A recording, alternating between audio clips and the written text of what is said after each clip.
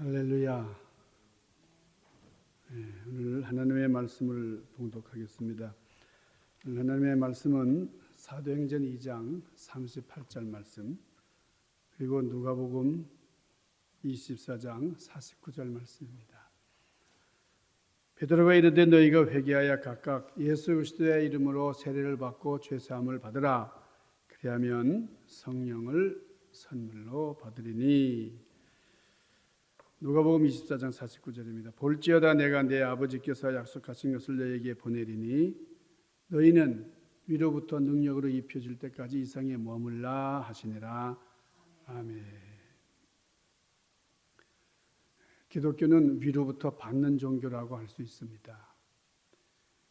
야고보서 1장 17절에 보면 각양 좋은 은사와 온전한 선물이 다 위로부터 빛들이 아버지께로부터 내려오나니 그랬습니다. 기독교는 하나님께로부터 받는 거예요. 우리가 신앙생활하면서 가장 중요한 게 뭡니까? 많은 분들이 이거다 저거다 얘기를 하지만은 은혜입니다. 은혜가 없으면 우리가 존재하기도 어렵죠. 은혜가 가장 중요한 건데, 은혜 귀한 거죠. 중요한 거죠. 다 잘 압니다. 그런데 이 은혜는 받는 거예요. 우리가 신앙생활하면서 배우는 것하고 받는 것을 우리가 구분해야 됩니다. 구분할 줄 알아야 돼요. 그러니까 말씀은 배워야 되죠. 말씀을 배워야 돼요. 근데 중요한 것은 왜 배웁니까? 이 배우는 것은 받기 위해서 필요하다는 걸 알아야 돼요. 그러니까 은혜는 귀한 건데 배우는 게 아니에요. 어떤 사람은 은혜를 배우려고 그래. 은혜는 받는 겁니다. 여러분, 성령도 받는 거예요. 성령을 배우는 게 아니에요. 예수님께서 부활하시고 난 다음에 우리 요한복음 20장 22절에서 뭐라 그러십니까? 숨을 내쉬면서 말씀하셨죠? 성령을 어떻게 해요? 받으라 그랬어요. 성령을 가르쳐라, 성령을 배워라 이렇게 하지 않으시고 성령 받아라 이렇게 말씀을 하셨습니다. 또 사도행전 1장 4절과 5절에 보면 너희는 예루살렘을 떠나지 말고 아버지가 약속하신 것을 기다려라 그랬어요. 몇 날이 못되어 성령으로 세례를 받으리라 그렇게 말씀을 하셨습니다. 사도행전 3장에 보면은 성전 문 밖에 앉아가지고 구걸하던 그런 안진뱅이 환자가 있었어요. 그러니까 이 사람은 평생 동안 구걸만 했습니다.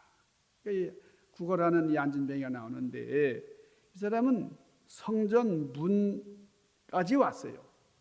문 밖에까지 왔는데 안에는 들어가지를 못했어요. 바로 성전에 왔는데 말이죠. 바깥에만 머물러요. 안에 들어오지를 못했습니다.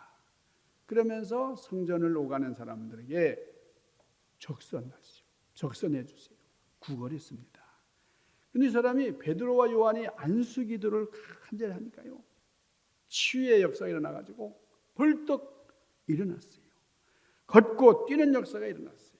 엄청난 은혜를 받은 사람이 됐습니다. 그러니까 이 사람이 제일 먼저 하는 게 뭡니까? 일어나서 하나님을 찬미했다. 하나님 앞에 영광을 돌렸다. 그리고 성전 안으로 뛰어들어갔다 그랬어요. 그러니까 은혜를 받기 전에는 성전 밖에만 머물렀는데 은혜를 받으니까 성전 밖의 사람이 성전 안의 사람이 되더라는 겁니다. 찬양을 몰랐던 사람, 찬양을 못 부르던 사람의 그 입술에서 찬양이 흘러넘치고 그 입술에서 감격이 넘치는 겁니다. 은혜를 알면 이게 아니에요. 은혜 받으면 찬양이 달라지고 은혜 받으면 기도가 달라집니다. 우리 성가대가 몇 명이 안 됐는데 그렇게 찬양을 잘하는지 모르겠어요. 이렇게 소수의 인원이 너무나 아름다운 찬양을 주님 앞에 돌려드리니까 얼마나 귀한 건지. 이게 다 은혜 받은 분들이 하니까 그런 거예요. 우리가 하나님을 아버지라고 하는 것, 아버지라고 부를 수 있는 것, 이것이 은혜 받았다는 증거예요. 여러분, 만일 다른 아이한테요 돈을 주면서 너 나한테 아버지라고 해봐. 내 돈 줄게. 아버지라고 해봐. 그런다고 해봅시다. 그 애가 온전한 애 같으면 당신 미쳤어요? 왜 내 아버지도 아닌데 당신 보고 아버지라고 부릅니까? 그럴 거예요. 은혜 못 받으면 우리가 하나님을 아버지라고 못 불러요. 하나님은 우리의 아버지다. 그냥 눈 감고 기도하려고 그러면 아버지 이런 고백이 나오는 거예요. 이것이 은혜 받으니까. 은혜 받으면 하나님은 확실히 나의 아버지가 되는 거예요. 여러분 원래 베드로와 요한은 기도하는 사람이 아니었어요.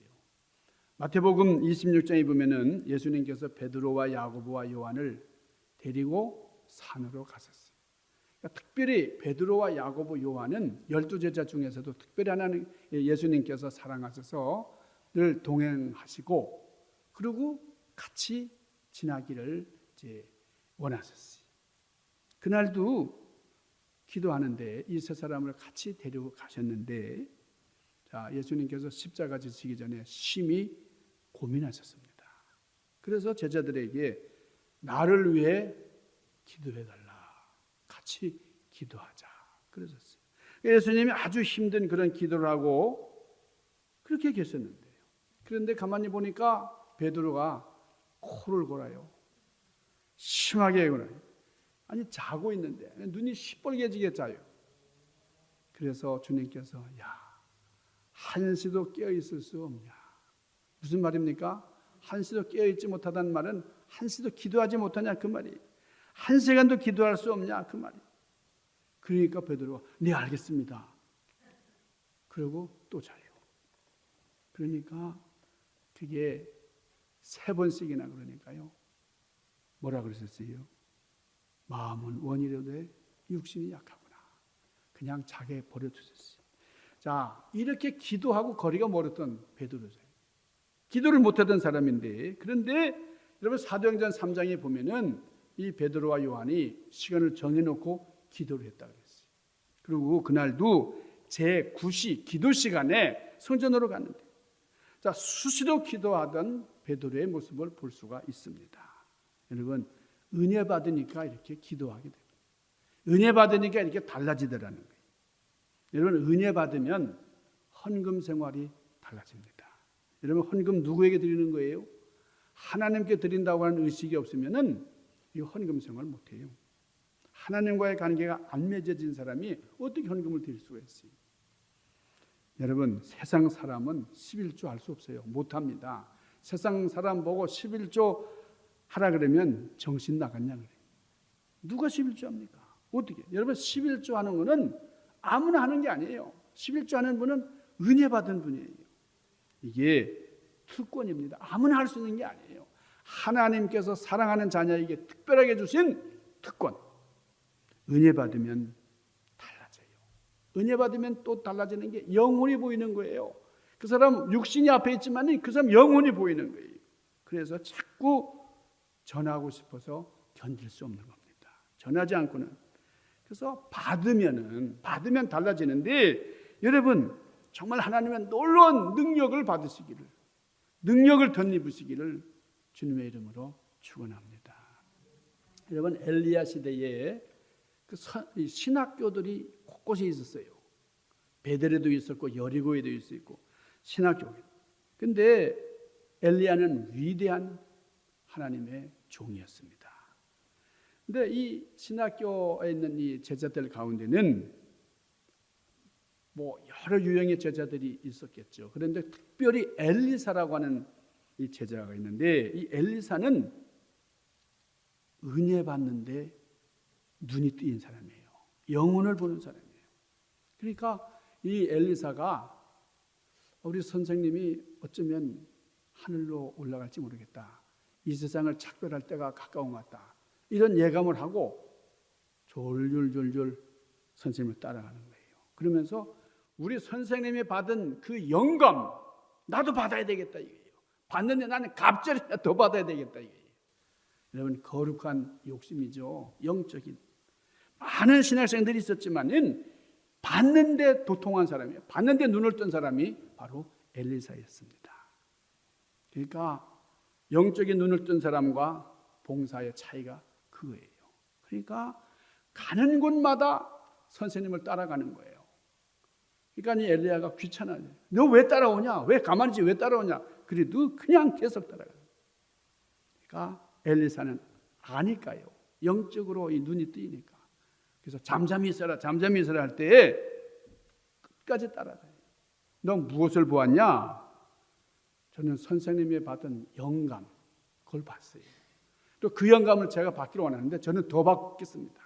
갑절이나 더 받기를 원합니다.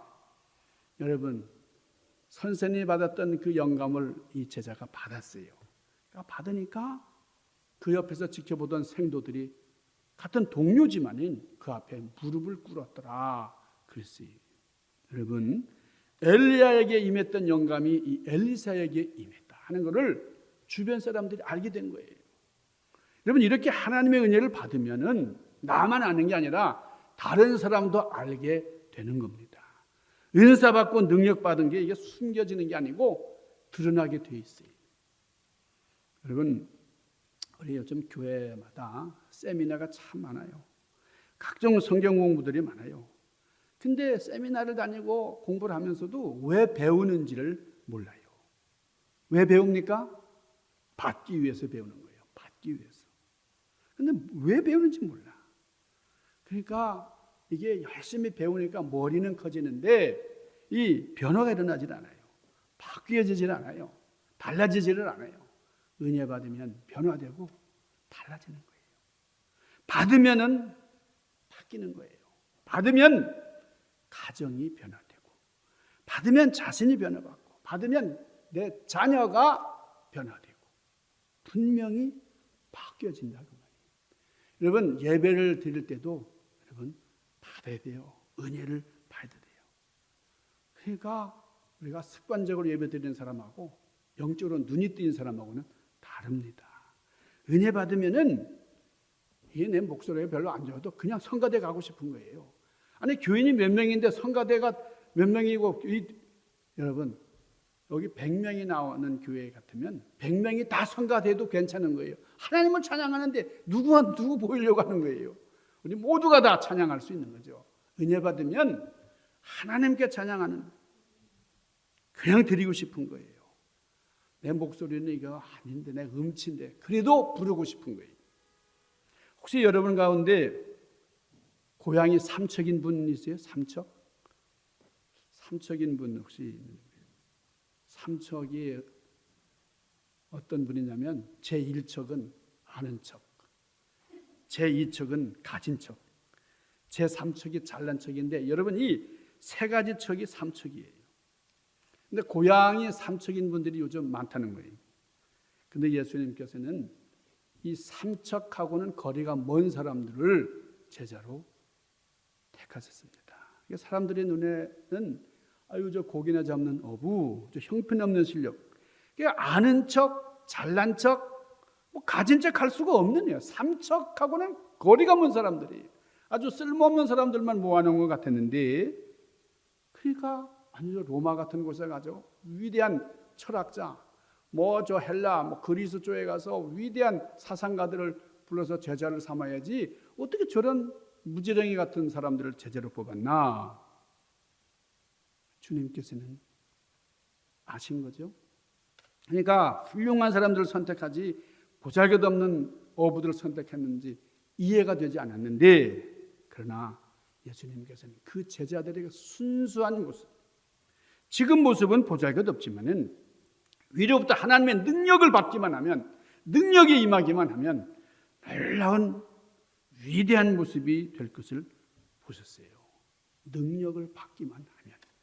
그러니까 제자들이 오순절날 성령을 받고 나니까 소동이 벌어졌어요. 사람들이 야, 저거 어찌 된 일이냐, 와 그런 거예요. 아니, 저 평범한 사람 아니야? 저 갈릴리 사람 아니야? 나사렛 사람들 아니야? 어부들이잖아. 왜 저런 사람이 아닌데요?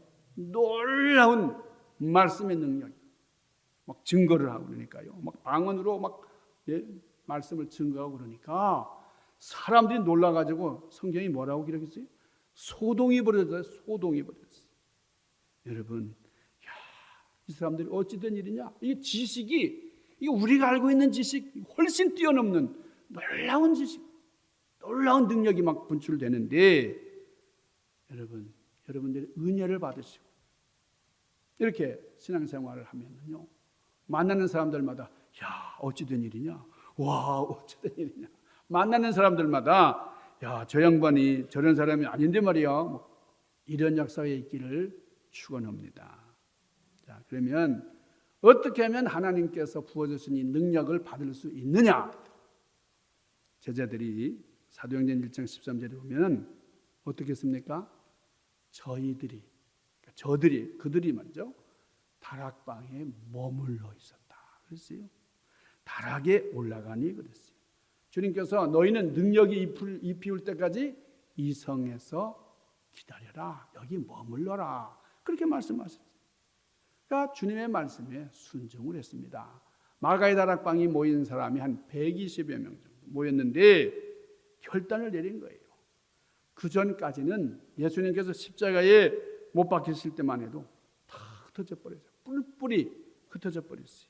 다시 고기 잡으러 떠났고 고향으로 떠났던 제자들이 주님의 말씀을 듣고 다시 모였어요. 제2의 용사들이 다시 모였어요. 다락에 모였어요. 이게 중요한 겁니다. 여러분, 오늘이 바로 은혜 받을 때입니다. 오늘이 바로 능력 받을 때, 오늘이 바로 고침을 받을 때입니다. 하나님은 항상 지금 은혜 받기를 원하세요. 오늘 능력 받기를 원하세요. 그런데 내일 하자. 이게 마귀가 주는 소리예요. 이런 마귀의 전략이 내일이에요. 그러니까 내일로만 미루면 영영 못 받는 거예요. 그런데 나는 지금 오늘 넘길 수 없어. 나는 오늘 바로 받아야 돼. 이 결단, 이것이 얼마나 중요한지 모릅니다. 여기서 하나님의 역사가 일어난다 그 말이에요. 여러분 보세요. 부자 청년 예수님께 나와가지고 영생을 얻고 싶었어요. 주님의 제자가 되고 싶었어요. 그런데 주님께서 뭐라고 그러셨어요? 너 십계명 지켰냐? 네. 말씀 안에 살았냐? 네. 다 했어요. 다 지켰어요. 그런데 너에게 부족한 것이 있는데 너의 모든 소유를 팔아서 가난한 자에게 나눠주고 나를 따르라 그랬어요. 이거 참 어려운 거죠.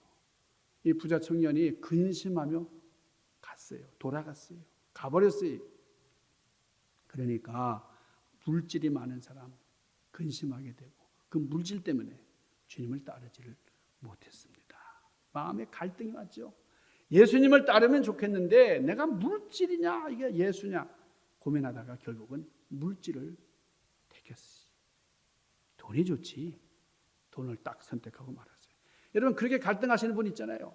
내가 주일날 이거 성수주일 가볍게 생각을 하고 내가 주일 온전히 지키기 위해서 난 이거 포기한다. 여러분 이게 얼마나 귀한지 몰라요. 그런 말씀을 들을 때마다 아주 눈물 나게 감사하죠. 여러분 이 부자 청년 마음에 굉장한 갈등을 했죠. 돈이 좋아. 여러분 보세요. 지금 부자 청년의 물질이 어디 있습니까? 부자 청년의 물질 시간이 흘러가면서 결국은 다 남에게 가고 말았어요. 다 없어졌어요. 그런데 마리아를 보세요. 마리아는 당시 좀 없는 사람, 부족한 사람이었지만 자기가 가진 모든 걸 다 주님 앞에 내놓고 유향, 옥합을 깨가지고 유향을 주님 앞에 드렸습니다. 그 당시 이 옥합을 가진 사람이 참 많았어요. 그런데 이 마리아는 결정적인 순간에 결단을 한 겁니다. 예수님한테 드리기로 결단을 해서 그 옥합을 깼어요. 내가 가진 귀한 이 모든 것 주님 위해서 쓴다는 거예요. 여러분 결단을 내야 되는데 왜 이 마리아는 옥합을 깨가지고 그리고 주님 앞에 정성껏 드리는데 이 청년은 그렇게 하지 못했을까? 여러분 차이점이 뭘까요? 왜 그랬을까요? 마리아는 주의 말씀 듣기를 좋아했었다 그랬죠? 항상 주님께서 말씀하실 때는 발밑에 앉아가지고 경청을 했어요. 말씀을 사모하면서 그렇게 말씀 듣기를 즐겨했던.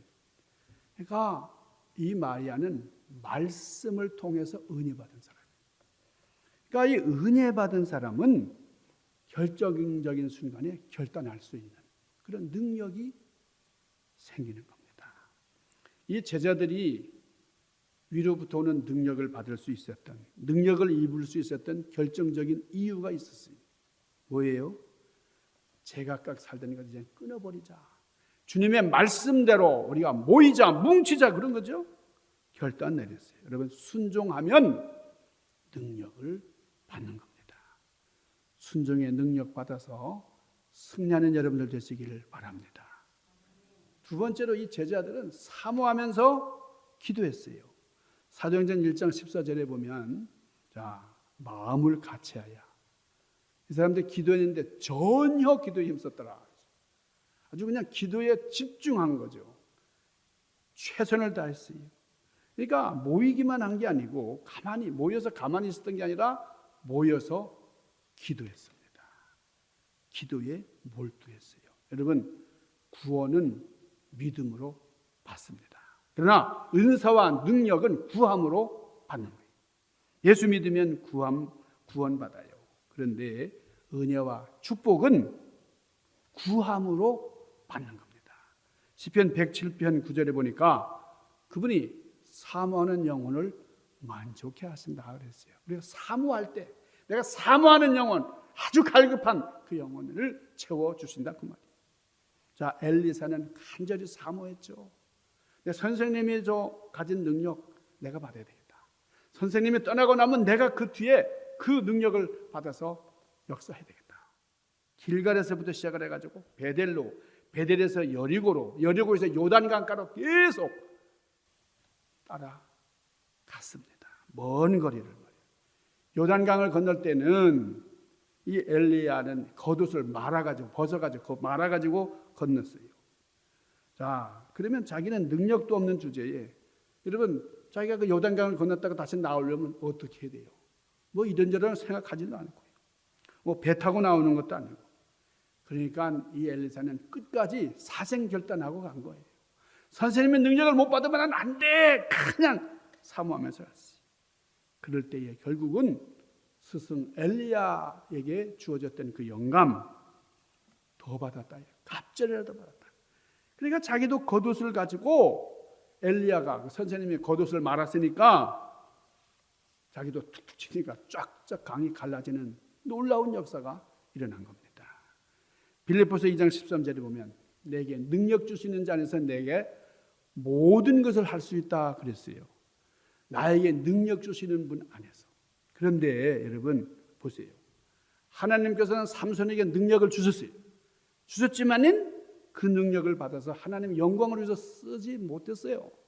그러니까 능력 주신 분 안에서 모든 걸 할 수 있지만 그러나 그 능력을 하나님의 영광을 위해서 쓰임받기를 원한다.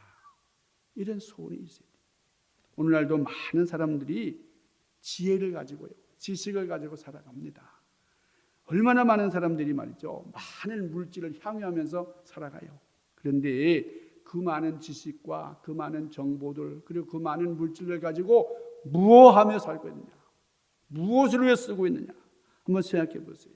나는 많이 배우고 많은 지식을 얻었는데 그러나 그 지식을 하나님 영광을 위해서 얼마나 일하고 있는지를 한번 생각해 보자 그 말이죠. 하나님께서 나에게 건강을 주셨는데 이 주신 건강 가지고 내가 얼마나 하나님 영광을 위해서 일하고 있나, 우리가 깊이 생각해 봐야 됩니다. 아버지 영광을 위해서 쓰라고 하나님께서 능력을 주시는 거예요. 여러분의 남은 생애를 하나님 영광을 위해서 쓰임받기를 원하십니다. 사랑하는 여러분, 말씀 안에 거함으로 또 사모하면서 은혜받아 위로부터 주시는 큰 능력을 소유하시고 하나님의 영광에 동참하는 그런 여러분들 되시기를 주님의 이름으로 간절히 축원합니다. 기도하십시다.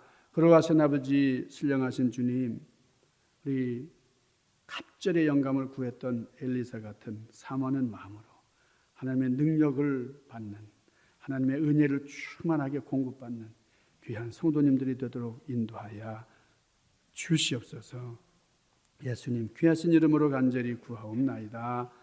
아멘.